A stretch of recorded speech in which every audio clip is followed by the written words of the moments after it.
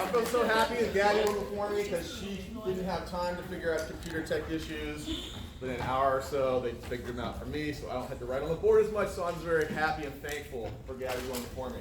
Thank you for doing that hard performance. We don't actually have PowerPoint, which makes professors feel kind of naked these days. Hard to do. So, my name is Dr. Jason Jarvis. I'm a professor at Loyola Marymount University.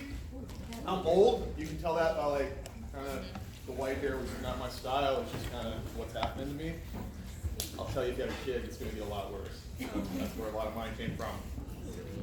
So I have a lot of old debate experience. I used to coach at Arizona State. I coached at Augustana. I coached at Wake Forest, and I spent a few years in South Korea coaching as well. I also debated at Emory. So I've spent a little bit of time in debate. And to the extent of that, one of the things I've noticed is that these days critical arguments have gotten increasingly more and more popular. And dissad debate's kind of terrible. And I'm not trying to hate on all of you. Generally speaking, I've seen a lot of really terrible dissad debates because people are much more comfortable running their non-unique dissads against everything. So today what I want to talk about is sort of the things that you can do to win debates with dissads. So I don't want you to be scared of them. I want to demystify some of the theory. But I want to start by asking a more general question before I get to dissads. I want to talk about negative strategy in general. How do you win a debate on the negative? What do you got to do?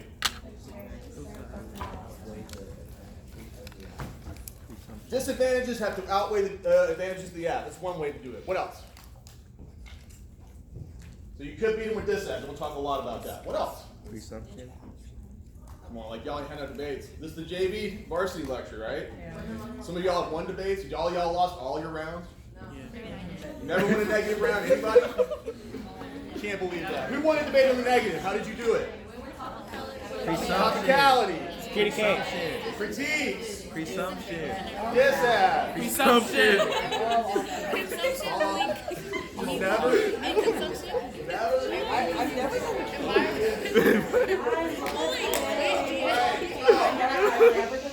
There's at least 5 ways to win a debate on the negative. At least 5. Right? Number 1 is the easiest. The other team forfeit.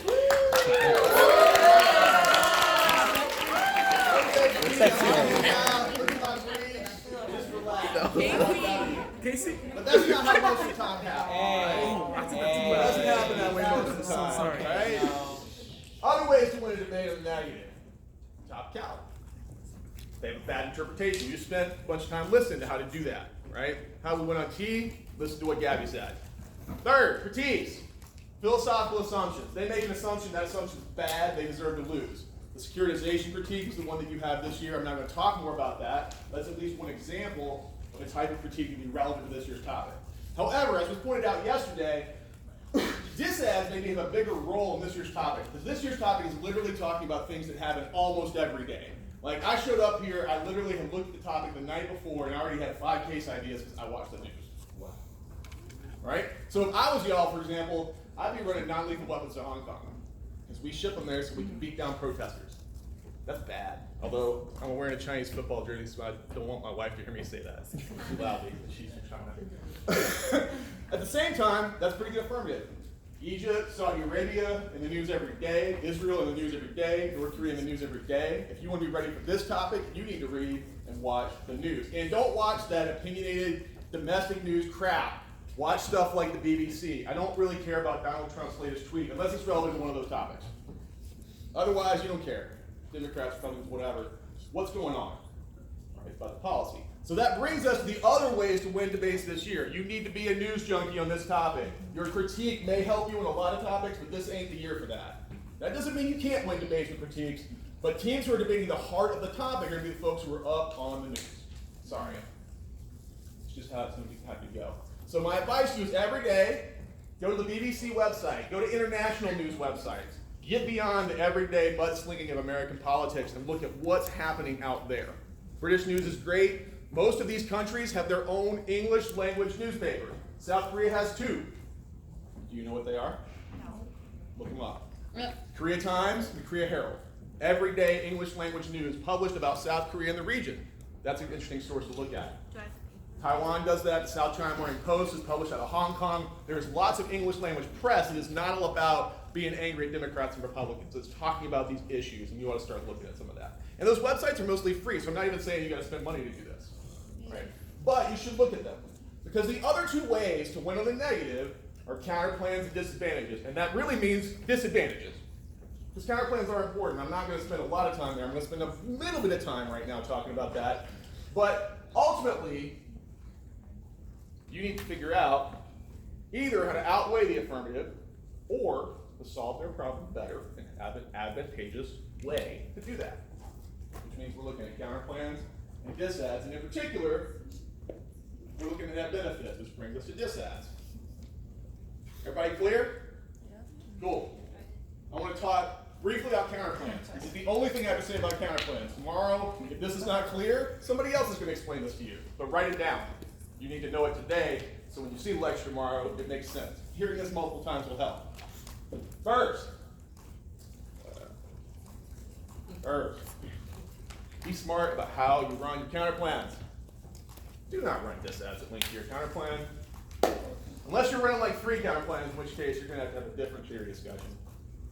But for the most part, it's not a smart idea to waste time reading disads that link to you and the affirmative, because that's not really a net benefit. You've got to have a counterplan that has reasons why you're better. Disads should be those reasons. Now, sometimes critiques will be those reasons too, so I don't want to eliminate that. It's possible your counterplan, the counterplan links to some critiques, or has critiques as a net benefit, excuse me. So that's possible. But today I want to focus on disads. So, if you're going to win a counterplan, you have to force a choice. You must force a choice. At the end of the debate, the judge is going to compare the counterplan by itself to 2 things. First, is the plan by itself. Is the counterplan better than the plan? Does it have more advantages?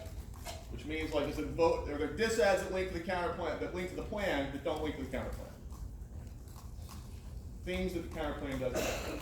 Second, the affirmative has the benefit of testing the counterplan to argue that the combination is better. So the counterplan has got to be better than both. So your disad is going to be good. It needs to link to affirmative action. So that when they say perm do both, you're like, nope, that still links to the disad. You lose. Follow me? We force a choice through net benefits. Sometimes it's possible that you can't do the counterplan and the plan because they're the opposite action. You couldn't ban arms sales and have arms sales at the same time. But a lot of times what we're really looking at with competition is this choice. Which one is more advantageous? That's what usually happens. Every once in a while you'll have the artificial competitive counterplan. But that's not usually the case. Everybody follow me on this? Yes, sir. I've heard a lot about like multiple worlds, and your first thing about saying that disads shouldn't apply to your counterplan. It's not strategic to do that unless you're so fast and you can read so much evidence that you think you're going to get a strategic advantage by doing it. I'm not saying there's a rule against it. Gabby's 100% right.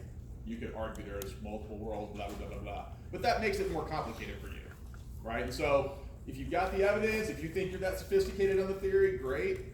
I would say I don't always see that as a big strategic option. So I would look for ways to avoid that unless you've got some big strategic advantage you think you're gaining from it. Particularly for beginners, I don't think it helps. I know y'all are JV and varsity, but until you master doing it this way, I would say don't start trying to run multiple worlds. Because I don't think that helps you until you figure out how to do this other stuff ultimately. But I'm probably a little bit conservative on that issue. That's the other part of that. Other questions? All right, so that's all I got to say about counterplans. You're going to have a counterplan lecture, but I want to put in the part here so that you understand what counterplans are doing in relationship to disads. Disads are your advantages. They're your net benefits. They're the ways you're going to force that choice between the affirmative and the counterplan. And Columbus didn't discover America, y'all. All right, so what's in a disad? Disad's got parts. You got to know the parts. Parts fundamental. Parts fundamental. What is the status quo? What's happening? Nice funky word up there. Say it loud. Yes or no? How we are now. How we are now. It's the current situation. Disads turn on the question of what the current situation looks like in most cases. Understanding uniqueness is both the hardest part of disads and the most important. Lesson. The hardest part and the most important. Uniqueness is this idea that right now, everything is cool, but not that cool. It's kind of dangerous. We're on the edge of disaster. So everything's fine, but when the affirmative takes that action, it pushes us over that edge. And that's a tough balance to walk. And my advice to you, especially as we start talking about how to answer disads, is to read their uniqueness evidence. It's usually bad. Almost always. That's why I think a lot of people gravitate to critiques. It's hard to win uniqueness. Because truthfully, there's a bunch of other crap in the status quo that can cause these problems. Particularly with the president if it's a Twitter troll. We talk about foreign policy, trolling people on Twitter is not a great idea. Just going to say that, regardless of your political persuasion. It does create some diplomatic issues, which we are facing right now. But that's kind of good for you when you're affirmative and people running disads. Non-unique Trump, probably.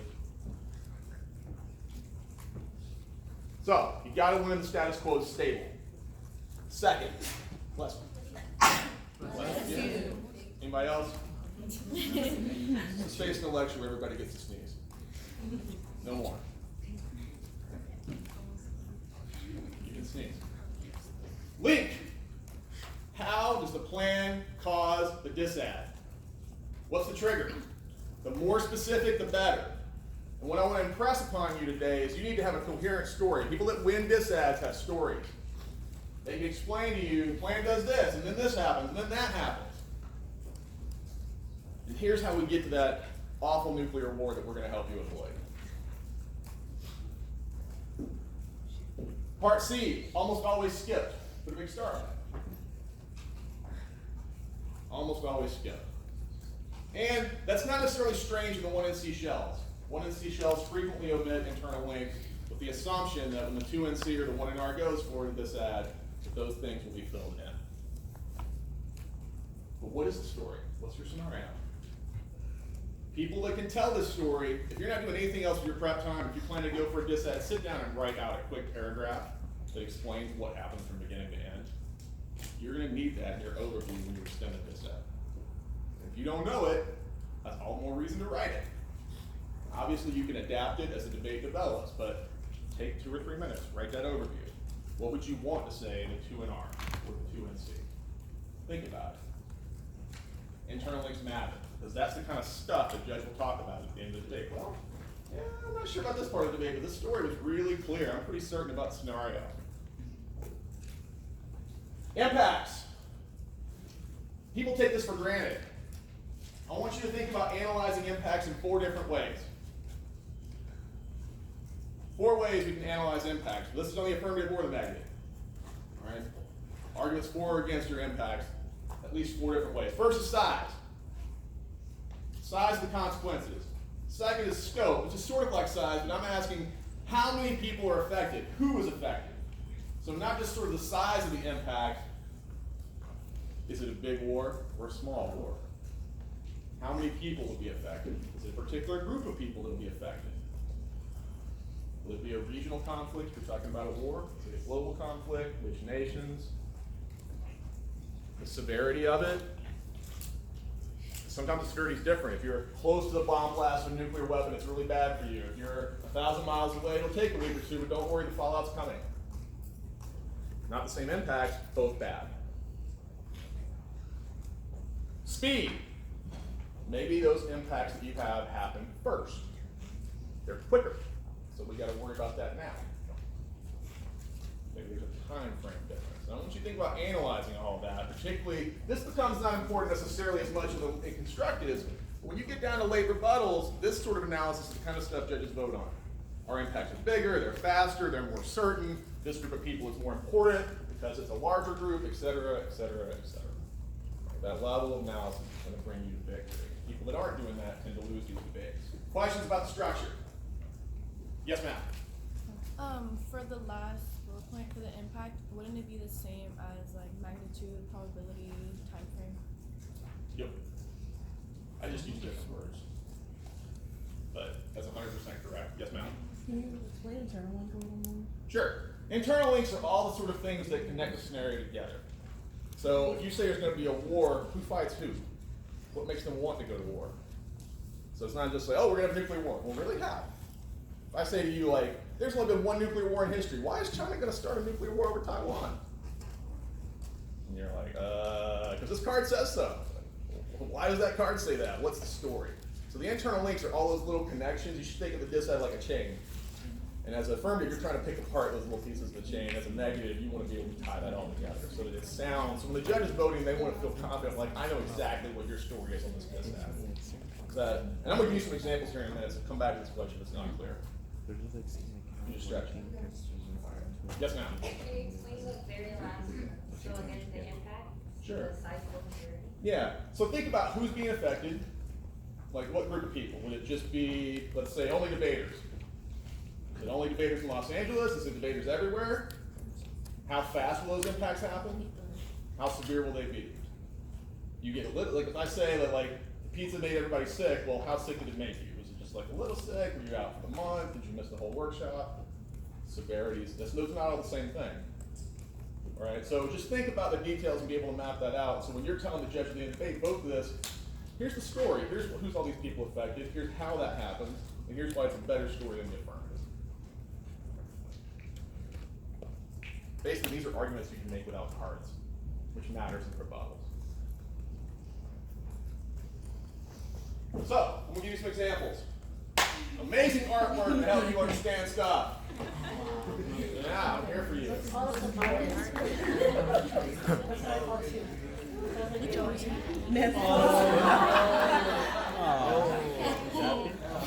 Anybody know what's about to happen? Pushes it on Trump. Somebody about to die. Oh. Yep. I want to understand, I'm not advocating murder. I'm not telling you to advocate killing people. We're just using this as a metaphorical example. So please understand. Now, what's the disadvantage potential here? What's the situation? What's the status quo? That's the first part of this ad, right? Uniqueness is a status quo. Somebody explain this to me. There's a rock. What about the rock? All right, so the rock's on the edge. It hasn't fallen though. Yes, sir. It's on the brink of potentially killing Donald Trump. Does everybody understand? So where's the uniqueness? Right now, it's not. Yes, sir. Is the rock itself just being in that state of the brink, but not doing anything until the plan or Nancy Pelosi, for in this example, does something to push the rock, which then resolves, causing the impact of killing President Donald Trump. All right. So, right now we got a unique situation. Nancy's there, Donald's there. We're on the brink of disaster, as this gentleman's explained.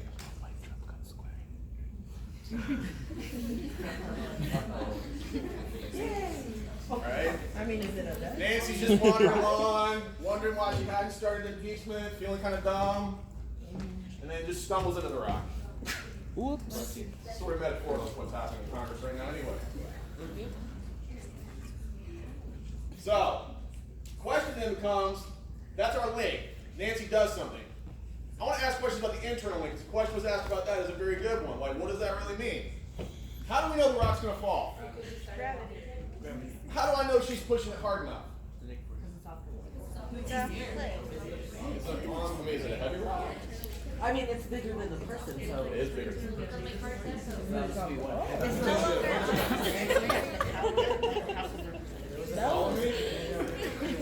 So what's the story? How does this happen? What's the story?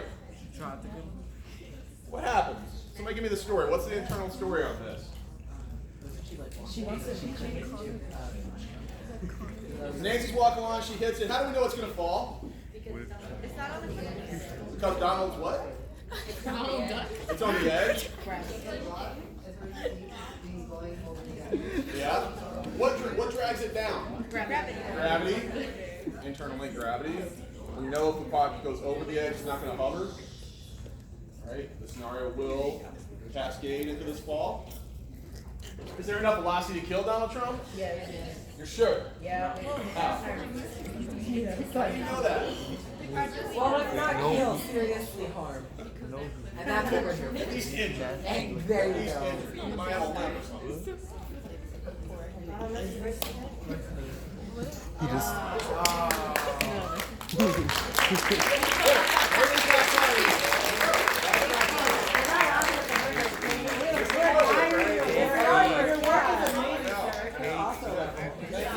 just. Alright, so let's talk about the sky, the size of the impacts. How big are they? Bloody. Huge. Bloody. So for one person, it's pretty bad, right? What's the scope of it? How many people? One. So it's not very big. We're only talking about a very small number of people. Most of your affirmatives are talking about a large number of people. Dissads are usually talking about a large number of people. That doesn't always matter. Sometimes affecting a small group of people in a pretty terrible way is a reason to act, even if it's not all of society.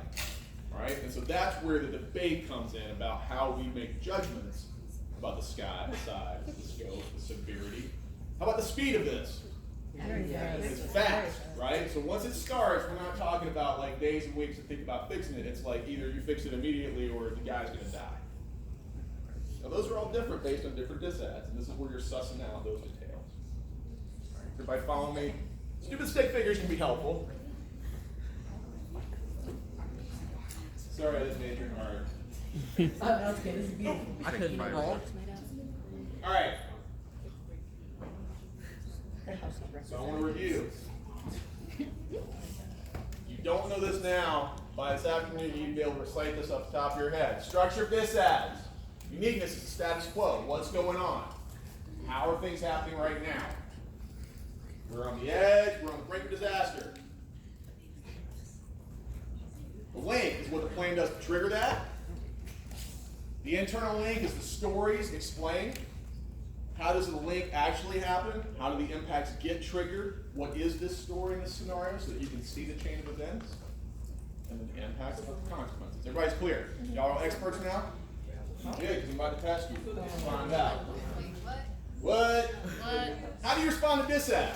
Non-unique. Now that you know what a dissat is, let's say you're affirmative and somebody is crazy enough to read a dissat against you. What happens? Non-unique. Non-unique. What does that mean? You're right. What's your name? Okay, so you're right. Say that louder. What does it mean when you say non-unique? Either the situation's like not happening or it's not gonna result in that impact. You gotta pick one. I'm not saying you're wrong. What do you think? What do you think it is? I think that's like it's not like So what is uniqueness? like the current situation. Okay, so if I say it's non-unique, what does that mean about the current situation? It's not actually happening. That we're, yes? The problem has already happened. The status quo causes the dissad.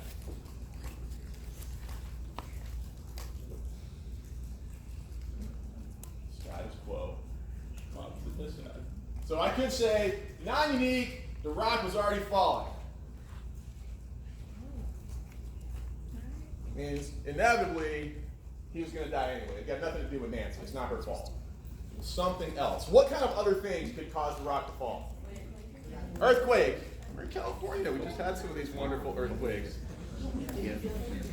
Not only did I feel it, like after it happened, I went and spent a ridiculous amount of money on my credit card building an earthquake like survival kit. So you're ready to roll. Maybe I'll get in trouble. Just come to Walnut. We got lots of water. We got solar panels and all kinds of shit. Man, we're ready to roll. I'm fully stocked for the apocalypse. But I'm from Georgia. That earthquake stuff scared the hell out of me. I don't know. I do not deal with earth shaking. And that second one, man, my whole house just started like this. It was crazy. Anyway, I was freaking out. Sorry. I had a traumatic moment there with that earthquake. I grew up around hurricanes and tornadoes. I don't understand earthquakes. Ground starts shaking. It's like God just takes me. I don't know what to do with it. I can't handle it. So, what besides earthquakes? Earthquakes that cause the rock to fall. What else? A huge amount of pressure. A large amount of pressure. A lot, like what? Okay, that's true. So give me an example. You're right. This is part of how you gotta beat this out. Use your brain. You're on the right track. So what kind of things would cause a lot of pressure? A strong. Strong. I don't know. The rock pushing the rock. I mean, you could assume the. How about a strong wind? Yeah. We're out in the wild. What if like another animal flew into it? You know, Nancy Cruz was walking in the desert. People reaching the nose. Right? What if there was a turtle walking right at the rock? just arbitrarily speaking. So think about the status quo. What sorts of things are going on that could trigger that problem? And here's where you start using your brain. Really good non-uniques do not necessarily need tons of evidence. You don't have to have a card for that. If you're keeping up with current events and you can talk about that stuff intelligently, you may very well be able to make strong non-unique arguments that do not require large amounts of evidence or any evidence at all if you're up on current events. What's happening in the status quo? One of the reasons you should watch the news. Another way to go about it, you'll hear this sometimes, this sounds very debate jargony. The uniqueness overwhelms the link, which is a fancy way of saying the status quo is secure. So I would say you should read their uniqueness cards. Is it really possible to change the status quo? Is it so stable that there's nothing that would really upset it? Read their card. That's the trouble with getting good uniqueness cards. You need something that says, like, everything's okay, but it's not really that good. It could be really bad. And that's kind of hard evidence to produce all the time. So some things that are pretending to be uniqueness cards are not actually uniqueness cards. It may in fact say that, like, the situation's so stable no matter what we do, it ain't gonna get messed up. Uniqueness overwhelms the link. Read the card. How stable is the status quo? Wait, is this a link turn? No. This is saying that the status quo cannot be upset, which would take out your link turn, by the way. Understand that. If you win that argument, you're not going to necessarily win your link turn. So how about in this case, this is the Secret Service agent that you can't see right out of the panel. We'll push them out of the way and take the ball themselves. We'll get to the link turn in a minute. But this would say the rock is so far from the edge that nothing would push it over, right? Nancy and all of Congress can push on that rock and ain't going nowhere. No matter how much they want to change. And sometimes that's true. So read the uniqueness evidence. Part of this is just like read their cards. Are they as good as they say they are? Don't change. Sometimes it's too much. Hold on. Oh, the rocks. Thank you. Please, thank you. Just for a little bit. I'm still drawing. It's the same drawing. Come on. Just draw it once. I'm not an artist. Oh, she's drawing. You drawing it? Yeah, I can tell I spent hours, dude. Oh my god. It's just several lines of color. Just so you know, it is the same picture, cut and pasted on every slide. He does it farther every single time. Alright, so you can also say no link. Just because they say there's a link doesn't mean there is a link. They say Nancy's walking towards the boulder, you're like, dude, she's on the other cliff. What are you talking about? She pushed the rock. She didn't even hear it. She's looking at the rock. Alright, hold up. No link. We don't do that. Wasn't me. Wasn't me. Alright? Just because they say you did that action, don't mean you have to accept their explanation of reality. It could be that your plan didn't do the things they said. Now, probably if they've done research, that isn't true. But sometimes it is. Particularly on this edge you're not prepared for, you want to at least test the link. Now, somebody asked questions about turns. I want to talk about turns. We're going to stay here for just a minute. It doesn't matter. Put a big star by it. If you even want to redraw it, that's okay. All right, so link turn says we fix the problem. They say we cause this issue, and you're like, no. We know not only we not cause it, we fix it. All right, we fix it.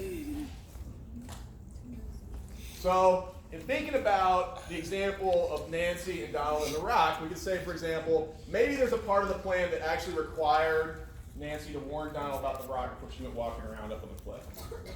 In which case, you'd be like, turn. You actually warned Donald anyway. You just didn't read the plan.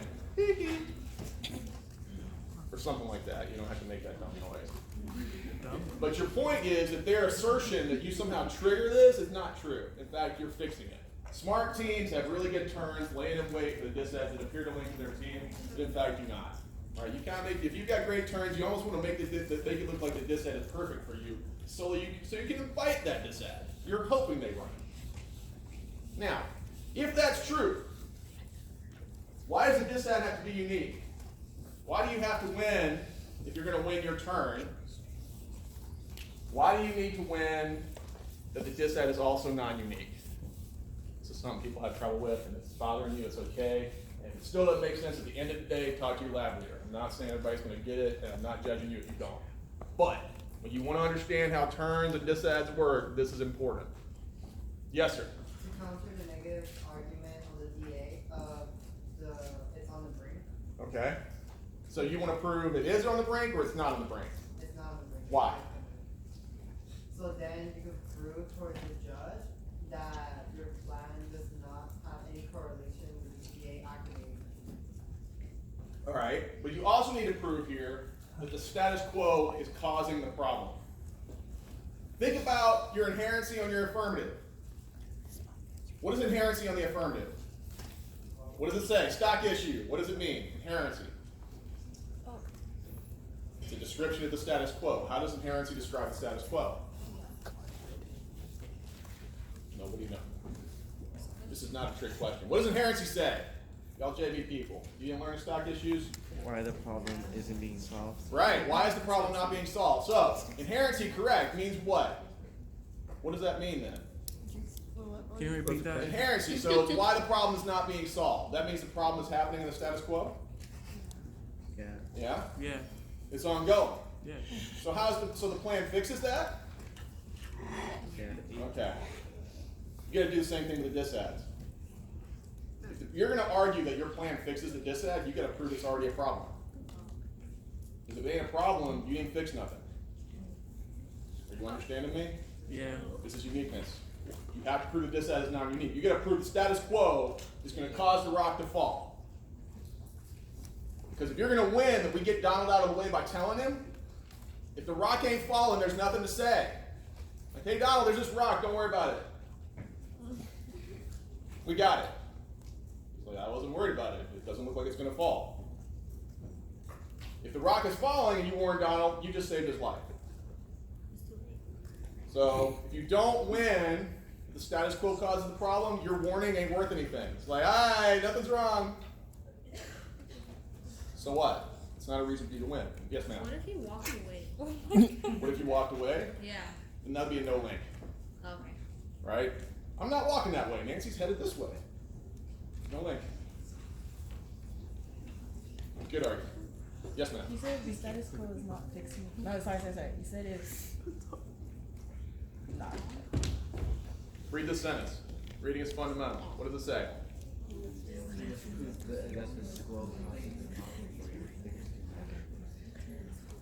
Your link turn doesn't matter unless there's a problem. You're like, turn, we tell Donna to leave. And the negative's like, but dude, the rock wasn't falling anyway. That's our uniqueness card. It's on the edge, it's not falling. You're like, we stop it from falling. And he's like, but it's not falling. You're like, but we stop it from falling. And he's like, but it's not falling. You gotta win uniqueness. So then, this is when they say the status quo is like, it's, you know when you were saying it's okay, but it's not entirely like, so does that apply to that one? Yeah. Partially? The negative's gotta win if things are on the edge. The affirmative wants to win, the rock is already falling. If the rock's already falling, the affirmative didn't cause it, number one, so you don't lose. And if the rock is already falling and you have a solution, then you fix a bad situation. Link turn. You gotta win them both. Now, you could just win the non-uniqueness and win the debate. If you want the disadd to be an advantage, you gotta win both. Y'all follow me? Yeah. If this is not clear, ask your lab leaders. All right, because this is the most important part, especially if you've got a lot of turns, you're gonna have to understand this to win. Now, let me talk about another kind of turn.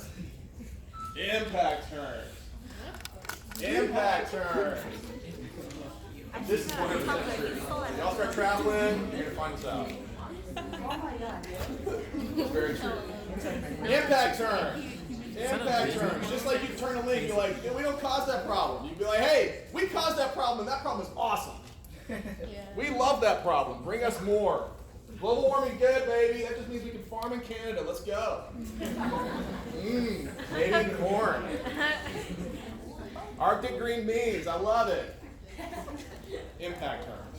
So they say that the impacts are bad. You say, nuh-uh, you just don't understand. Now, I'm not telling you to do that every round, because that's a pretty dangerous strategy, particularly because of the negative block. Why would that be a problem for the negative block? If you're affirmative and you do impact turns in the 2AC, why would this be a dangerous strategy?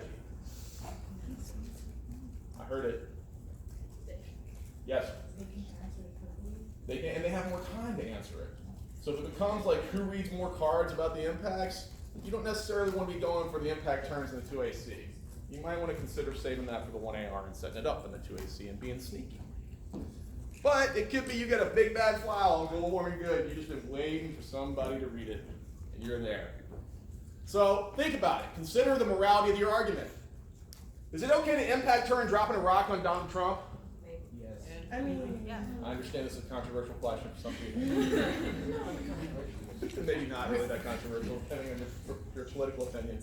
But even if you hate Donald, and I will be clear, I don't like him very much, it's a very different thing to argue murder good. Vote him out of office is one argument. Murder the guy is a whole different thing, right? So I want you to understand that that rock thing is metaphorical. I'm not saying I want to drop a rock on Donald Trump. Don't be like, no, Dr. Jarvis wants to drop rocks on Donald Trump. No. That's metaphor. For me, the rock represents impeachment, just so you understand. But at the same time, you have to ask your questions. There was a really popular argument when I was debating, and this was back when it was like fire good bad topic. And they would argue that spark. Does anybody know what spark is? Nuclear war good. There were a couple of teams with big nasty files about when nuclear war would be good. That it's like it would just be limited, it wouldn't go the whole planet, and it would teach all of us to get rid of nuclear weapons. So their ultimate argument was that a limited nuclear war would lead to world peace because we'd get rid of all nuclear weapons. But they got to take that short-term nuclear war to get to the big one. So they're like, grant the disad, nuclear war good. Now, there's a couple problems with that argument. One of them is just morality. Are you willing to stand up and say we should murder a bunch of people? Right? So, I mean, there's a moral question about what you got. Some of you are like, I don't care, man. It's just a game. Yeah, morality. Who needs that? American foreign policy doesn't use it anyway. Why should I? All right? So, you need to think about that. What you advocate, it matters. To some people, that really matters. Personally, I really wasn't comfortable making arguments that I thought were immoral. I just wasn't. And I was also a lot better debater when we felt like we had the moral high ground. That was just me. So you got to make that decision. But recognize that people will react to you based upon that decision you make. Some of your judges might be like, nuclear war good, that's evil.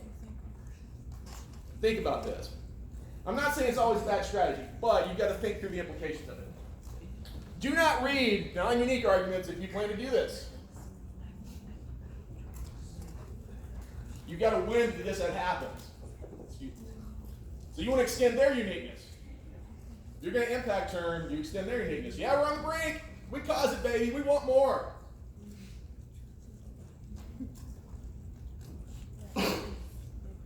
Number 4, why is that true? Why would you not want to read a link turn and an impact turn at the same time? Now watch, and I'm just going to say, I've watched teams from the frankest novices do this to the biggest, baddest varsity people in a late out round. This has just happened sometimes. You're saying the impact is good, but then you're also saying you will avoid the impacts. Yes. Make a choice. Never stand up and link turn and be like, dude, we solved that problem. That problem is good. What? Be careful. So sometimes this happens just because you stand up, you got this file, and you're like, just give me the cards on that. I don't even know what it is. You start reading it, and then like, the next speech, like, oh my God, what are we doing now? Like, it's time to impact turn, baby.